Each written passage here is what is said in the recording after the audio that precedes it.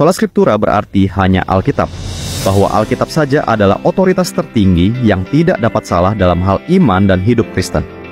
Ini bukan menolak tradisi atau pengajaran gereja, tapi semua itu harus tunduk dan diuji oleh firman Tuhan. Alkitab sendiri menyatakan bahwa tulisan di Alkitab diilhamkan oleh Allah dan cukup untuk memperlengkapi kita dalam setiap aspek hidup yang berkenan kepadanya, tercatat di 2 Timotius, pasal 3 ayat 16 dan 17. Jadi begini, Alkitab itu tidak mengajarkan sola scriptura.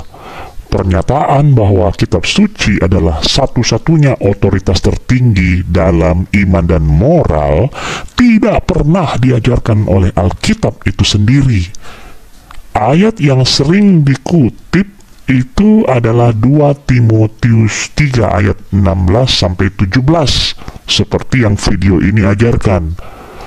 Memang itu menyatakan bahwa segala tulisan yang diilhamkan Allah bermanfaat untuk mengajar, tetapi tidak mengatakan bahwa hanya sikap suci yang menjadi otoritas. Ayat ini menggarisbawahi manfaat dan otoritas kitab suci, namun tidak mengecualikan tradisi lisan dan otoritas gereja yang juga malah diakui di dalam Alkitab.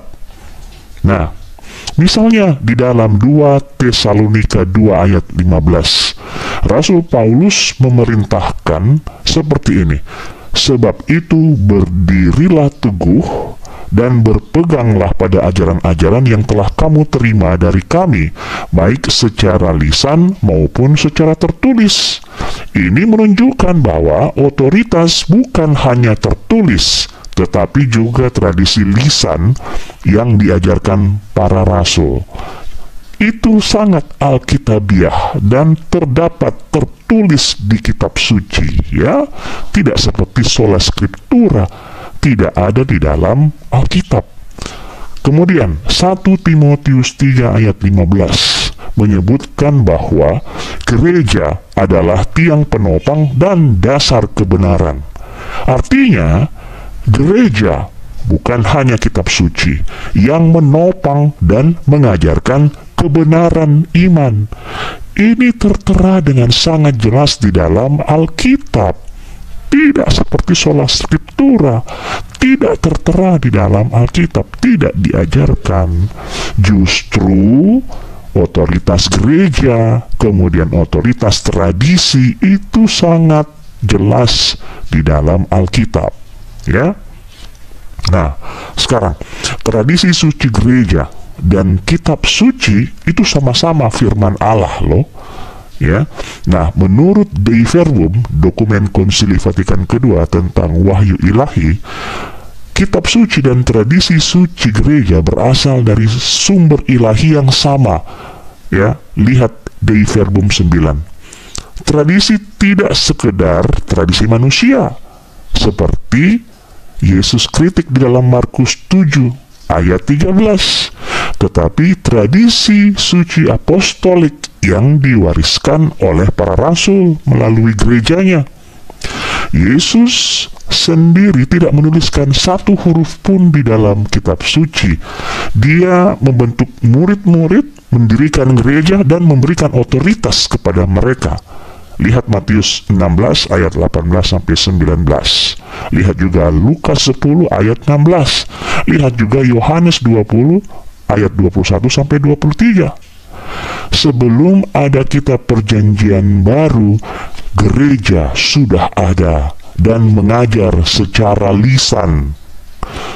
Nah, kemudian bagaimana ajaran para bapak gereja menolak sola scriptura?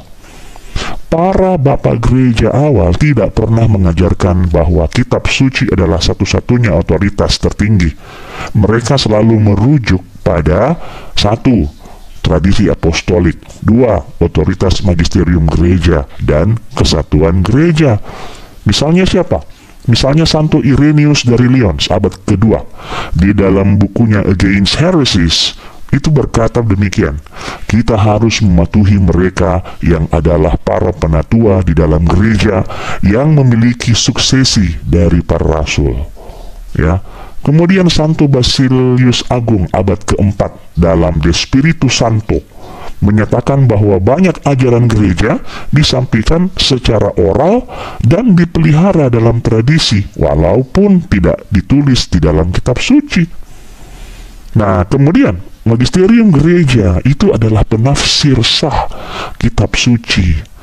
Gereja Katolik itu meyakini, percaya bahwa Allah tidak hanya memberikan wahyu dalam bentuk kitab suci dan tradisi, tetapi juga otoritas yang sah untuk menafsirkan wahyu itu, yaitu magisterium gereja.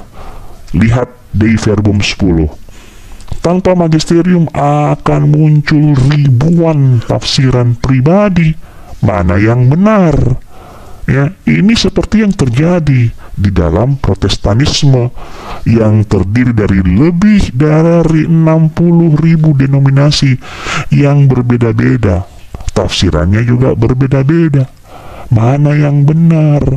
Ya, Yesus sendiri memberikan kuasa mengajar kepada para rasul dan penerus mereka, yaitu uskup dan paus, bukan kepada individu atau kelompok bebas.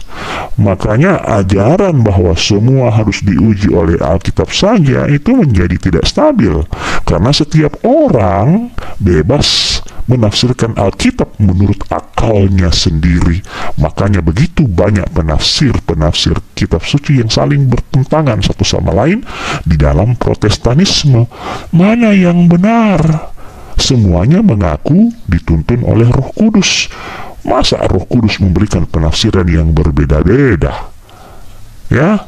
Nah, jadi kesimpulannya, sola scriptura itu bertentangan dengan Alkitab itu sendiri. Kenapa? Karena satu, kitab suci tidak mengklaim sebagai satu-satunya sumber otoritatif.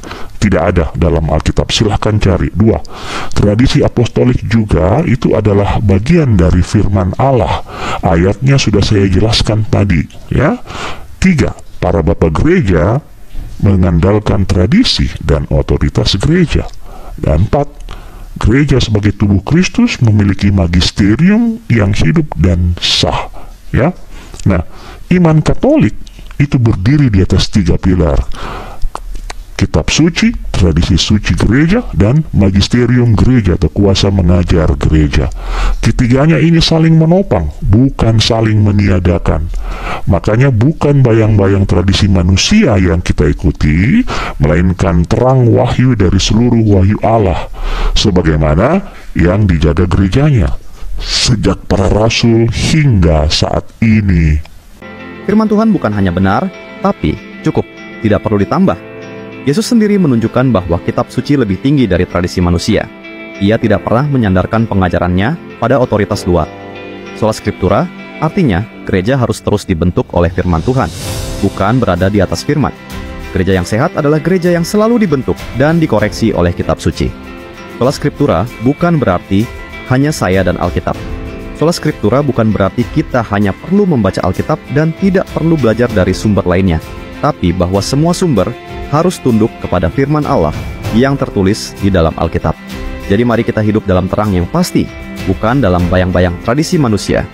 Karena hanya firman Tuhan yang tidak berubah, tidak bersalah, dan mempunyai otoritas tertinggi. Kamu menyebut seperti ini dalam videomu.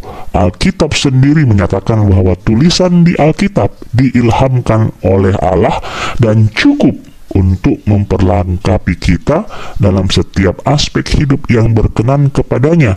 Tercatat di 2 Timotius pasal 3 ayat 16 sampai 17. Hati-hati loh. Anda sudah merubah isi 2 Timotius pasal 3 ayat 16 dan 17. Isi asli 2 Timotius 3 ayat 16 sampai 17 menurut terjemahan baru Lembaga Alkitab Indonesia itu seperti ini. Segala tulisan yang diilhamkan Allah memang bermanfaat untuk mengajar, untuk menyatakan kesalahan, untuk memperbaiki kelakuan, dan untuk mendidik orang dalam kebenaran. Dengan demikian, tiap-tiap manusia kepunyaan Allah diperlengkapi untuk setiap perbuatan baik.